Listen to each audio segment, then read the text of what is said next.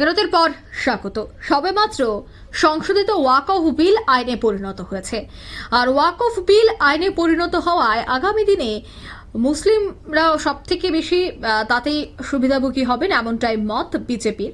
এবং ইতিমধ্যেই বিজেপির বিভিন্ন অঙ্গ সংগঠনগুলি এই বিল আইনে পরিণত হওয়ায় বিভিন্ন সফলতা কর্মসূচির তারা আয়োজন করেছে।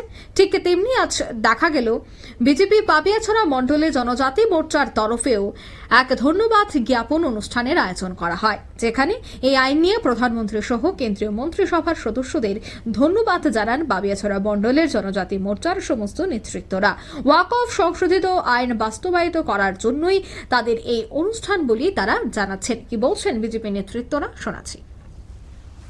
সিগনেচারের মাধ্যমে সেটা আইনে রূপান্তরিত হবে।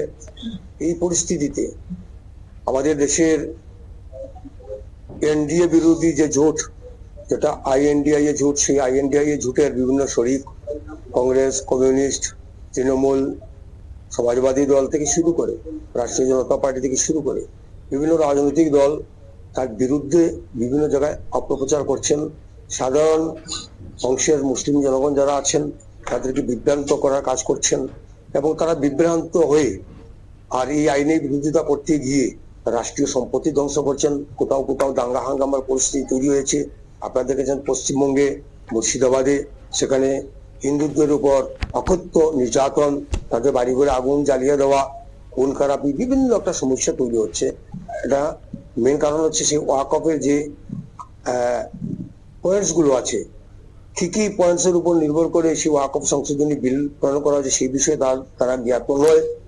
এবং বিশেষ করে আইএনডিআই জোটের যারা নেতারা, সেই নেতারা তাদের ঘৃণ্য এবং বিভেদমূলক রাজনীতিকে জিয়ে রাখার জন্য সেই ওয়াকফ আইনের বিরোধিতা করতে গিয়ে ভুল ব্যাখ্যা দিচ্ছেন মানুষের কাছে।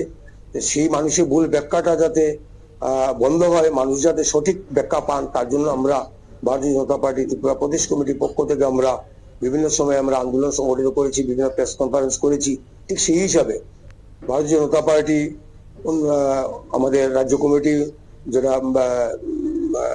সংখ্যালঘু মোর্চার পক্ষ থেকে, আমাদের এসটি মোর্চার পক্ষ থেকে আজকে আমরা জেলা পর্যায়ে এখানে সাংবাদিক সম্মেলন করতে যাচ্ছি।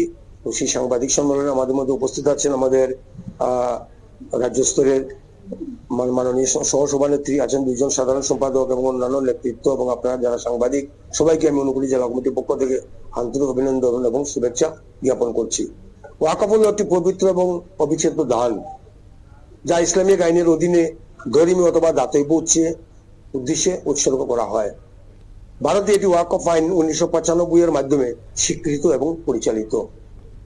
ওয়াকফ বোর্ড ও তাদের অধীনস্থ সম্পত্তি মূলত মসজিদ, কবর। আমরা শুনলে তাদের বক্তব্য। তারা ধন্যবাদ জ্ঞাপন করেছেন দেশের প্রধানমন্ত্রীকে এবং সমস্ত মন্ত্রিসভার সদস্যদের। উন্নতিকে এই আইন কতটা কার্যকরী হবে এবং আগামী দিনে কতটা সফলদায়ক হবে সেই কথাটি কিন্তু তুলে ধরলেন। নিয়ে নিচে ছোট্ট একটি বিজ্ঞাপন বিরতির সঙ্গে থাকুন।